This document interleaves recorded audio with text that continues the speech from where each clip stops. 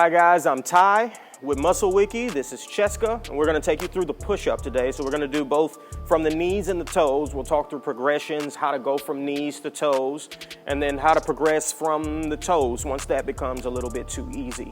So first thing to talk about is hand placement. And by the way, we're going to have Cheska do these from the knees for the sake of the video.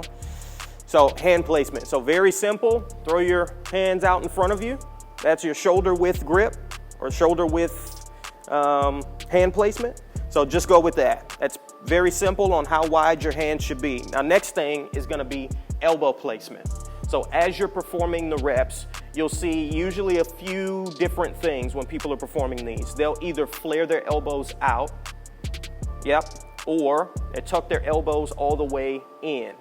Now, if you're a beginner, my suggestion is as you're performing the reps to either pull the elbows all the way in or do a more standard 45-degree angle as you're performing the reps. Okay, so let's go ahead and knock out, let's do 6 of these. You always want to watch your lower back and pay attention. If you start feeling pressure in your lower back, it means your lower back is sagging. You need to raise your lower back. One good cue for you is to tuck your rib cage downward. That's going to force your spine into a flat position. Okay, up. Let's go ahead and rest there.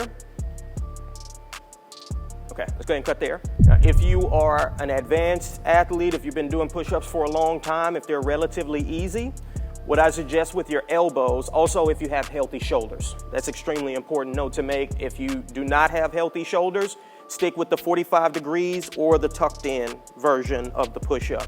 If you have healthy shoulders and you want to progress this exercise a little bit, make it a little more difficult, what I'd suggest would be flaring your elbows outward a little bit more,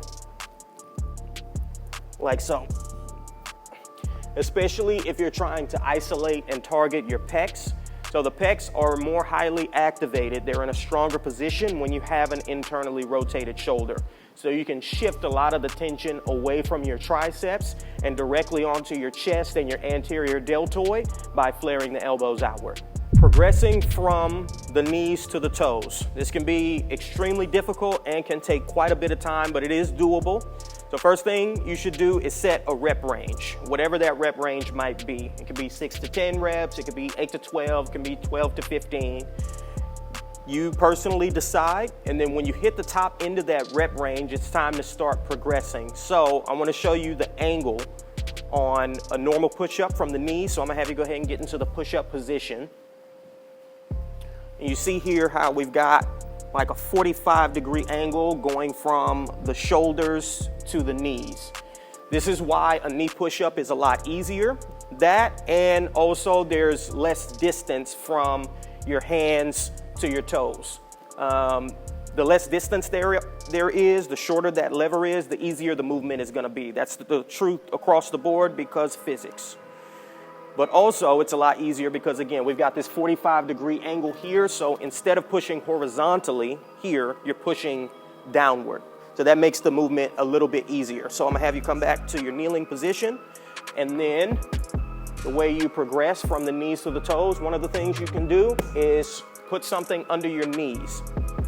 So go ahead and hop back into that push-up position.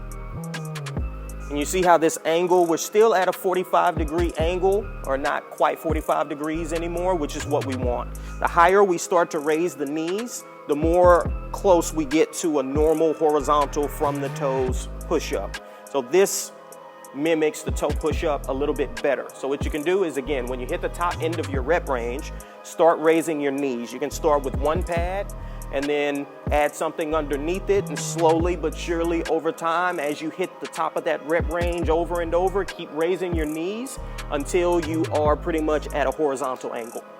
Our next progression for going from the knees to the toes will be this bad boy right here, adding weight to it. Now, it might seem a little silly on the surface to add weight to a knee push-up if you're unable to do toe push-ups. However, getting really strong from the knees will help you transition to doing toes. Just like we said with the pull-up and the chin-up, you might want to add some weight to the movement before you are comfortable doing so, in order to, again, push you to progressing to making the movement easier. If you get really strong from the knees, when you transition from the toes, it'll be a lot easier. So I'll have you go ahead and get into position. Now, if you have a gym partner, you can just have them and pick your hips up a tad bit. And then you just want to place the plate there on their upper back primarily, and then have them perform the reps. Now, if you're doing this by yourself, you have to be careful and make sure you're keeping a flat back, or otherwise the plate can roll off one direction or slide directly down. So make sure you stay with a neutral spine. Again, work at a rep range. Once you hit the top of that rep range at a certain weight, add a little more weight. It can be challenging, again, when you're by yourself, but I'm gonna show you how to get the plate on your back when it's just you. Let's say you've been doing push-ups for quite a while. You're good at push-ups. You can knock out 15, 20 of them, no problem. But you love your push-ups, and the push-ups is a fantastic move for the pecs, triceps, anterior deltoids. So I always have some version of a push-up in any programs that I make. Again, how do you continue to progress from there? Well, again, I would say use weight or add resistance to it. So the way you can add resistance to your toe push-up, take your plate, go overhead, and then get into position from there.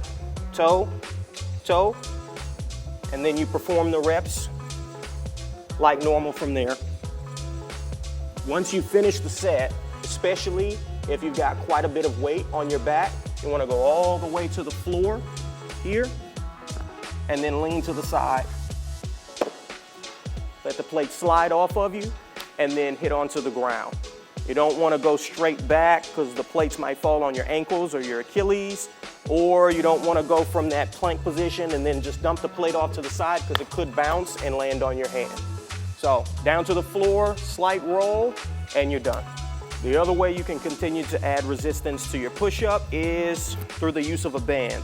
Now the band does something slightly different than a plate in that the band has accommodating resistance. So the lower you go on the push-up, the less stress and tension there will be in the band, and therefore the easier the resistance will get. And as you come back up, the more the band gets stretched, the more tension you have. So this is a good way of overloading your triceps, but again, you're just trying to continue to progress and get stronger with your push-ups, you can do it this way. So you want to go between your pointer finger and your thumbs with the band, and then use your body weight as an anchor point. Right? Toe, toe, we're in our position.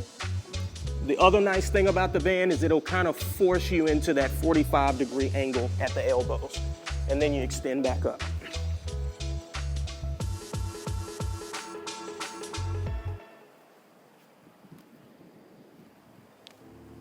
Okay, and that's it. That's push-ups, progressing from knees to toes, and then once you've got the toes down pat, how to continue to progress from there. I'm Coach Ty. Thank you, Cheska, for helping us out with this video, and we'll see you with the next one. Be safe.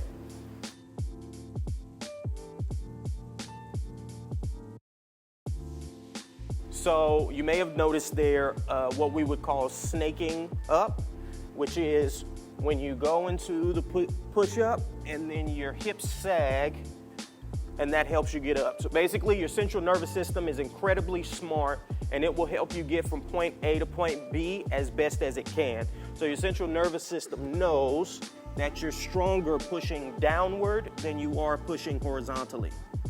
So make sure, again, you pull that rib cage down so you keep a flat spine. Do not number 2 is leading with your head. You may have seen this before. Again, the central nervous system is very smart, so it'll try to get you from point A to point B, even if you're not actually getting from point A to point B. So make sure you keep your chin pulled back. You can kind of trick yourself into thinking you have a longer range of motion by letting your head jut forward. And do not number 3, the biggest one on push-ups, sagging hips. Make sure you keep a flat spine. If you start to feel pressure in your lower back, that means you're sagging. And here's another view of sagging hips and also too much head movement during a push-up from the knees. Make sure keep a flat back. That's it for the push-up. Thank you guys so much for listening and watching, and we will catch you next time with the next one. Like, comment, subscribe, notification bell, all that good stuff.